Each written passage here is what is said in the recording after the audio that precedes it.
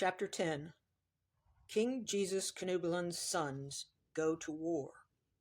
The invasion of Britain had been decided upon, and the Roman fleet and transports were collecting at the usual northern European rendezvous of Boulogne. The commander-in-chief selected by Emperor Claudius to carry out his edicts was Aulus Plautius. He stands in Roman history as one of the most brilliant commanders and conquerors in her military record.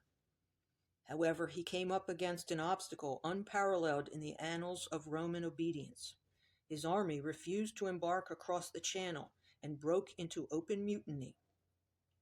Appeals to their sacraments or military oaths of allegiance failed to move them, the only response they elicited being, "We will march anywhere in the world, but not out of it." The lapse of 90 years had not yet extinguished the memory of the defeat of Julius Caesar's campaigns in Britain. Notification of this alarming state of affairs soon reached Rome by courier, and Emperor Claudius at once dispatched his favorite minister, Narcissus, a eunuch, to the scene of dissatisfaction to motivate the soldiers. It was the first time a eunuch had ever dared address a Roman military battalion. When he exclaimed that he would himself lead them into Britain, a universal shout of execration arose, and rushing to the tent of Plautius, they called upon him to give the signal for embarkation. Taking instant advantage of this change of attitude, Plautius dispatched the army in 3 divisions and landed 2 days later in Britain, making his headquarters in the area of Chichester. It was now the year 43, and Britain was about to march against the world in arms for the first time. The superfluous population was drafted off as an army, or more generally as a colony, and nobly did they acquit themselves. The Romans encountered an aggressive fighting force consisting mainly of clan members gathered from Welsh Silures, a powerful people inhabiting South Wales, but also included Trinovantes and Atrebatians. They were reportedly hard, cruel, and vicious in battle. At Southfleet, across the Sarn, on the flat between the Kentish hills and the Thames, Aulus Plautius found the British army drawn up under Prince Guerdius, one of King Rabbi Jesus' sons. The mother is Princess Cyprus. During the early stages of the battle, Prince Guerdius, the Togodumnans of history, attacked the Romans and drove them back to their ships. He was later treacherously slain at Wimbledon Heath by a Roman named Laelius Hamo, who disguised himself as a Briton, made his way to the military tent of the prince, and stabbed him while under no apprehension of danger. Prince Caradoc, third son of Rabbi Jesus Canubelan, assumed his brother's mantle upon the field of battle and declared himself the Pendragon, literally the king commander. He immediately pursued Laelius Hamo, eventually killing the Roman as he was boarding a ship to escape, thus avenging Guerdius' death. The loss of Prince Guerdius was a heavy blow to King Rabbi Jesus Canubelan, and the unhappy king decided to abdicate in favor of Prince Caradoc. Rabbi Jesus subsequently became Archdruid of one of 3 seats of Britain, Saer Troia, or Saer Lud, or Saer Ludan, and then later Archdruid of Britain. Caradoc, a brave leader, feared by the Romans, became the Arvi Ragus, the High King, and carried on the war. In the records of history, Caradoc was later known by his Latinized name, Caratassus, and he was a man of great vigor, intelligence, and versed in the arts of politics and war. He was born at Treffon, near Llanllwyd, Wales, and received his education at the Druidic Corps of Carlion on Usk. where most of the Silurian nobility were trained in the cycle of Celtic accomplishments. Being raised in a staunchly Druidic household, he had deep religious convictions.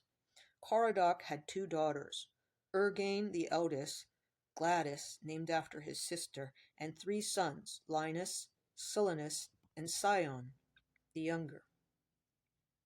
Caradoc's name was often mistakenly recorded as Arviragus, but this was a title only. The alternative title of Arviragus for Caractacus shows that the British kings, like the early Egyptian kings, were in the habit of using more than one title. The title of Arviragus was later mistaken for a person's name and written King Arviragus, being confused with the traditional use of tribal titles for leaders at that time. Indeed, the identity of the title Arviragus with Caradoc was well known and used by contemporary Roman writers. He has been confused with a large number of legendary characters, and even turned up in the Round Table romances. In Chrétien de Troyes, Perceval, Caradoc was involved in an adventure involving a mock execution that had extraordinary parallels to the story of Uncle Judas Crestus' mock crucifixion. Caradoc proved to be a formidable king, and what was to happen in his lifetime had a profound effect on the development of Christianity. For the first time, the Romans found that they were not opposing a race of people who could be terrorized by a huge number of brutalities. To their dismay, as reported by Tacitus, the Romans found that destruction of British sacred altars increased their anger, making them blind to odds and circumstances. The more destructive the Roman persecution, the more determined did the British warriors strike back. Their bravery and disdain of death shocked them. The Britons, however, not yet enfeebled by a long peace, are possessed of superior courage. They were fighting for the defiance of their faith, one that taught them the soul does not perish after death, but moves from one body to another, or returns and goes on living elsewhere. This belief fostered courage on the battlefield and helped overcome any fear of death. For the first time, the Roman soldiery heard the amazing motto of the ancient Druidic priesthood transferred into a clarion battle cry, "The truth against the world," referring to their belief of the immortality of the soul. Their saying never died, living through the ages, and today is still the motto of the Druidic order in Wales. In 45, and after 2 years of ceaseless warfare, a truce to seek peace through an armistice was eventually established between the warring parties. After the two parties settled upon a 6-month ceasefire, the British warlord, Caradoc, was invited to Rome to personally discuss the possibilities for peace with Emperor Claudius. What was then to happen has no equal in the pages of history.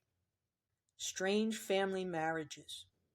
During the truce period, Emperor Claudius offered his natural daughter, Venus Julia, Venessa in British accounts, to King Caradoc, and amidst great celebrations the couple were married in Rome. Emperor Claudius had earlier sworn to exterminate King Caradoc, and now his fiercest battlefield opponent was his new son-in-law. In Britain, and while maintaining the truce on behalf of the Roman Emperor, Aulus Plautius, Emperor Claudius's general, married Gladius' sister of King Caradoc. Gladius was Rabbi Jesus' daughter. On her marriage, Gladys took the name Pomponia, according to Roman custom, which was the name of her husband's Plautius clan.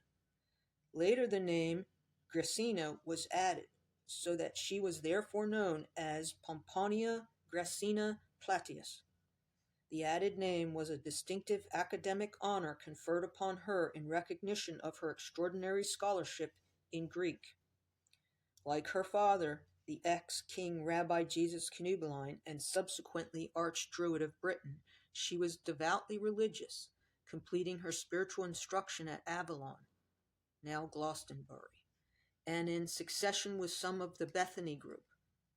Tacitus referred to her as a woman of illustrious birth, and when General Aulus Plautius was eventually recalled to Rome in 47, he took his foreign wife with him.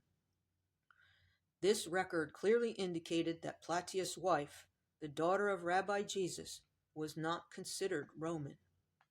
The marriage of Gladius and Platinus was brought into Roman limelight by Tacitus in his Annals, wherein he related with some humor the peculiar circumstances and results of a later Roman trial in which Gladius, the wife of Plautius, was accused of being a Druid.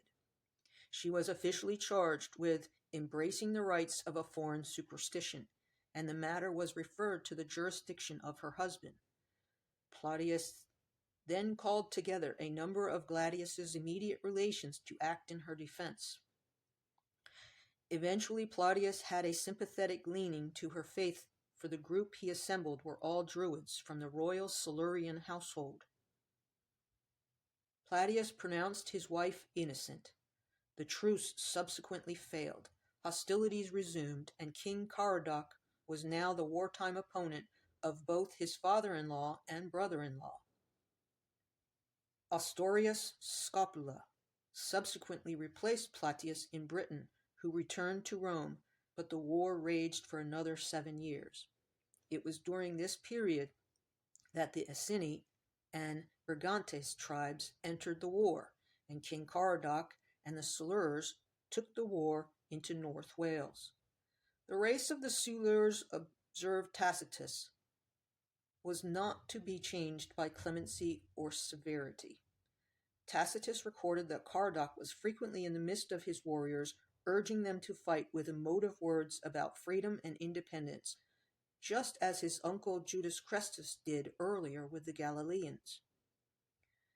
The Roman world became fascinated with King Caradoc and his troops bearing the whole brunt of the massive arms of the empire under a series of its finest generals.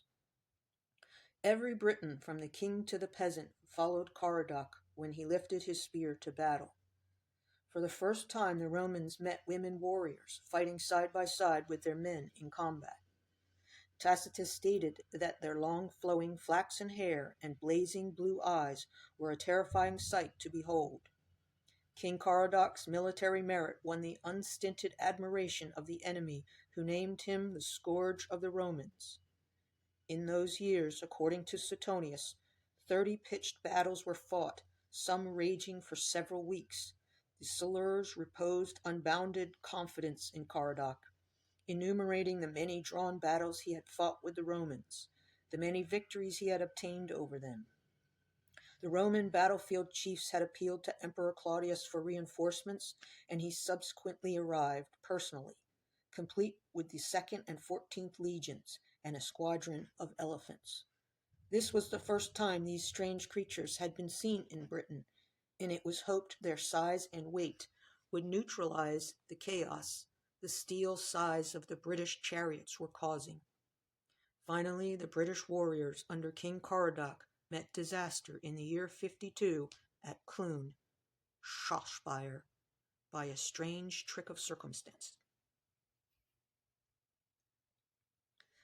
Jesus' third marriage.